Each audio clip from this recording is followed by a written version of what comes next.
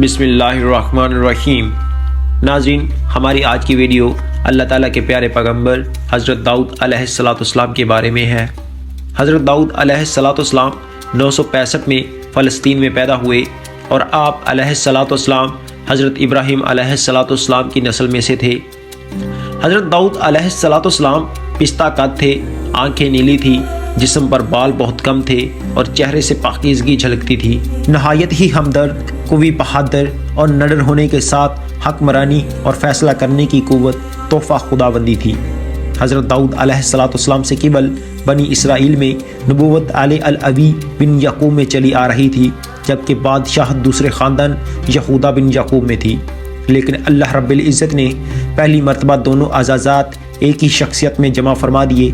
आप अल्लाह ताला के बरगज़ीदा नबी और रसूल थे और बादशाहत भी अंबिया कराम में हज़रत आदम अलैहिस्सलाम के बाद हज़रत दाऊद ही वो पैगंबर हैं जिन्हें कुरान करीम ने खलीफा के लक़ब से नवाजा।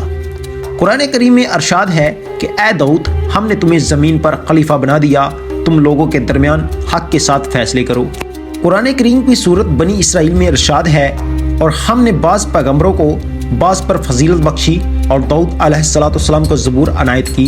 सूरत अल-निसा में अरशाद बारिक ताला है, और हमने दाऊद को ज़बूर भी अनायत की थी। और इमाम बगवी ने अपनी तफसीर में लिखा है कि ज़बूर अल्लाह ताला की किताब है जो हज़रत दाऊद अलैहिस्सलाम पर नाजिल हुई। इसमें 150 सूरतें हैं जो दुआओं और हम्दो सना पर मुश्तमिल हैं, ताहम इनमें हलाल व हराम और फ़राइज़ व हदूद का बयान नहीं है। ज़बूर के लग़वी मानी पारे या टुकड़े के हैं। दरअसल ज़बूर के नज़ूल का मकसद तौरात की तकमील था, इसलिए गोया ये तौरात ही का एक हिस्सा या टुकड़ा है।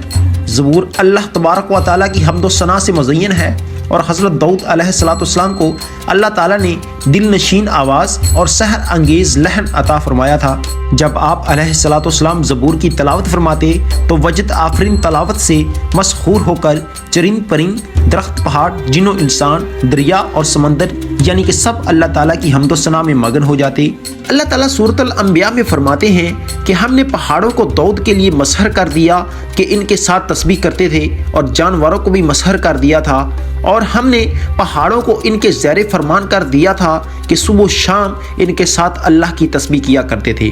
मुफस्सिरीन के मुताबिक अल्लाह तबारक व तआला ने पहाड़ों, परिंदों और जानवरों को हुक्म दिया था कि जब हज़रत दाऊद अलैहिस्सलाम अल्लाह ताला का जिक्र करें तो वो सब भी इन कलमात को दोहराएं। जब वो ज़बूर की तलावत करते तो परिंदे भी हवा में ठहर कर इनके साथ ज़िक्र इलाही में शामिल हो जाते। इस तरह पहाड़, शजर और दीगर जानवर भी इनके साथ अल्लाह ताला की तस्बीह करते। अल्लाह रब्बिल इज़्ज़त ने पत्थरों और दरख्तों में भी एक तरह की ज़िंदगी रखी है। ये अलग बात है कि हमें इसका शऊर नहीं है। सूरत बनी इसराइल में है कि सातों आसमान और ज़मीन और जो भी इनमें है वो सब इसी की तस्बीह कर रहे हैं। ऐसी कोई चीज़ नहीं है जो इसे पाकीज़गी और तारीफ़ के साथ याद ना करती हो। अल्लाह तबारक व तआला ने हज़रत दाऊद अलैहिस्सलाम को दूसरा मौजज़ा ये अता फरमाया है कि लोहे को इनके लिए मोम की तरह नरम फरमा दिया। अरशाद बारिक ताला है, और इनके लिए हमने लोहे को नरम कर दिया कि कशादा ज़री बनाओ और कड़ियों को अंदाजे से जोड़ो और नेक अमल करो। और अल्लाह तबारक व तआला अरशाद फरमाते हैं कि हमने दाऊद अलैहिस्सलाम को तुम्हारे लिए लिबास बनाने का हुनर सिखाया ताकि लड़ाई के ज़रत से तुम्हारा बचाव हो। हज़रत दाऊद अलैहिस्सलाम अपनी खिलाफत के ज़माने में बेश बदल कर बाज़ारों में जाते और लोगों से पूछा करते थे कि दाऊद कैसे आदमी हैं, क्योंकि सल्तनत में अदल व इंसाफ आम था और लोग आराम व ऐश से रहते थे और किसी को हुकूमत से शिकायत ना थी। इसलिए आप अलैहिस्सलाम जिससे भी सवाल करते वो हज़रत दाऊद अलैहिस्सलाम की तारीफ़ें ही किया करते थे। अल्लाह ताला ने आपकी तालीम के लिए एक फ़रिश्ते को इंसानी शक्ल में भेजा, तो आप अलैहिस्सलाम ने हस्बे आदत इससे भी वही सवाल किया। फरिश्ते ने जवाब दिया कि दाऊद बहुत अच्छे आदमी हैं, वो अपने नफ्स और अपनी रवायत के लिए भी बेहतर हैं, मगर इनमें एक ऐसी आदत है कि वो अगर ना होती तो कामिल इंसान होते। दाऊद अलैहिस्सलाम ने पूछा कि वो क्या आदत है, तो फरिश्ते ने कहा कि वो अपने और अपने अहलो अयाल के खर्च के लिए बैतुल माल में से लेते हैं। ये बात सुनकर حضرت داؤد علیہ السلام نے دعا فرمائی کہ اے اللہ مجھے کوئی ایسا کام سکھا دے جو میں اپنے ہاتھ سے کروں اور اس کی اجرت سے اہل و عیال کے اخراجات پورے کر سکوں، عوام کی خدمت اور سلطنت کے تمام کام بلا معاوضہ کروں، اور ان کی دعا قبول ہوئی اور انہیں زرع بنانے کا ہنر سکھا دیا گیا۔ قرآن کریم میں ارشاد ہے کہ ہمارے بندے داؤد کو یاد کرو جو صاحب قوت تھے اور بے شک وہ رجوع کرنے والے تھے، اور مفسرین فرماتے ہیں کہ اس آیت مبارکہ میں اللہ تعالی نے حضرت داؤد کے بہت زیادہ عبادت میں مصروف رہنے کی جانب ارشاد فرمایا ہے۔ حدیث مبارکہ میں آتا ہے کہ اللہ تعالیٰ کو سب سے زیادہ محبوب نماز داؤد علیہ السلام کی نماز اور سب سے زیادہ محبوب روزے داؤد علیہ السلام کے روزے تھے۔ اللہ تعالیٰ نے آپ علیہ السلام کو نبوت اور رسالت کے ساتھ حکومت بھی عطا فرمائی تھی، اور آپ فن خطابت کے ماہر تھے، اور جبکہ آواز بھی خوبصورت پائی تھی، لہٰذا درس و تبلیغ اور واضح و نصیحت کے ذریعے بنی اسرائیل میں جذبہ جہاد کو ابھارا۔ ناظرین، اب ہم آپ علیہ السلام کے ایک بچپن کے واقعہ کو بیان کرتے ہیں۔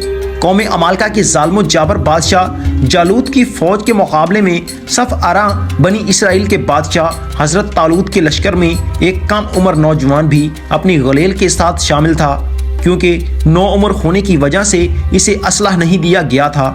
جالوت جسم کو سامان خرب سے سجائے نہایت رعونت اور تکبر سے شاہی سواری پر بیٹھا اہل ایمان کو دعوت مباشرت دے رہا تھا۔ ابھی بنی اسرائیل کا یہ چھوٹا سا لشکر کوئی فیصلہ بھی نہ کر پایا تھا کہ اچانک ان کی صفوں میں موجود یہ کم عمر نوجوان عقاب جیسی برق و رفتاری سے باہر نکلا اور جالوت کے سامنے پہنچ کر اسے للکارنے لگا۔ گوشت کے پہاڑ لحیم شہیم اور طویل القامت جالوت نے حیرت کے ساتھ نوجوان کو دیکھا تو حقارت سے بولا، جا میری آنکھوں کے سامنے سے دور ہو جا، میں تجھے قتل کرنا پسند نہیں کرتا۔ بے خوف نوجوان نے بادشاہ کی آنکھوں میں آنکھیں ڈال کر گرجدار آواز میں کہا، لیکن تجھے قتل کرنا مجھے پسند ہے۔ پھر فلک پر چمکتے سورج کی تیز روشنی میں ارض و سما نے ایک حیرت انگیز منظر دیکھا۔ نوجوان کی گلیل سے گولی کی طرح نکلے ہوئے پتھر سے جلول کا متکبر سر پاش پاش ہو چکا تھا، اور اس کا طاقتور جسم زمین پر اوندے منہ پڑا تھا۔ یہ سب اتنا اچانک ہوا کہ جالوت کی اسلحے سے لیس فوج کو سنبھلنے کا موقع ہی نہ ملا۔ ناظرین، وہ حضرت داؤد علیہ السلام کی قوم تھی جو بندر بن گئی تھی۔ اللہ تعالیٰ نے ان کو ہفتے کے دن مچھلی کا شکار کرنے سے منع کیا تھا، لیکن یہ ایسی قوم تھی کہ ہفتے کے دن بھی مچھلی کا شکار کرتے تھے۔ اللہ تبارک و تعالیٰ ارشاد فرماتے ہیں، اور تم لوگ ان لوگوں کو خوب جانتے ہو جو تم میں سے ہفتے کے دن بھی مچھلی کا شکار کرنے میں حد سے تجاوز کر گئے تھے، تو ہم نے ان سے کہا کہ ذلیل و خوار بندر ہو جاؤ۔ اور مفسرین کے مطابق یہ واقعہ حضرت داؤد علیہ السلام کے زمانے میں پیش آیا۔ بنی اسرائیل کے لیے ہفتے کا دن صرف عبادت کے لیے مخصوص تھا، اور اس دن مچھلی کے شکار سمیت ہر دنیاوی کام ممنوع تھا۔ لیکن سمندر کے کنارے آباد مچھلی کے شوقین ان لوگوں نے حکم کی نافرمانی کی، جس پر اللہ تعالیٰ نے ان کی شکلوں کو مسخ کر دیا اور بندر کی شکلیں بنا دی، اور پھر 3 دن بعد وہ سب لوگ مر گئے۔ حضرت عبداللہ بن مسعود سے صحیح مسلم میں منقول ہے کہ بعض لوگوں نے اپنے زمانے کے بندروں اور خنزیروں کے بارے میں ان حضرت سے دریافت کیا کہ کیا یہ وہی مسخ شدہ شکلوں والے یہودی ہیں؟ تو آپ صلی اللہ علیہ وآلہ وسلم نے فرمایا کہ اللہ تعالیٰ جب کسی قوم میں مسخ صورت کا عذاب نازل کرتے ہیں تو ان کی نسل نہیں چلتی، بلکہ چند روز میں ہی ہلاک ہو کر ختم ہو جاتے ہیں۔ بندر اور خنزیر دنیا میں پہلے سے ہی موجود تھے۔ حضرت داؤد علیہ السلام نے 100 سال کی عمر میں وفات پائی، اور آپ نے وسیع و عریض سلطنت پر 40 سال حکومت کی۔ حضرت ابن عباس سے مروی ہے کہ حضرت داؤد علیہ السلام ہفتے کے دن اچانک وفات پا گئے، اور پرندوں کی تکڑیاں ابر کی طرح ان پر سایہ فگن تھیں۔ آپ علیہ السلام کے جنازے میں شریک صرف علماء بنی اسرائیل کی تعداد 40,000 تھی، جبکہ عوام الناس کی کثیر تعداد اس کے علاوہ تھی۔ بنی اسرائیل میں حضرت موسیٰ اور حضرت ہارون کی وفات کے بعد اس قدر رنج و غم کسی اور کی وفات پر نہ ہوا تھا۔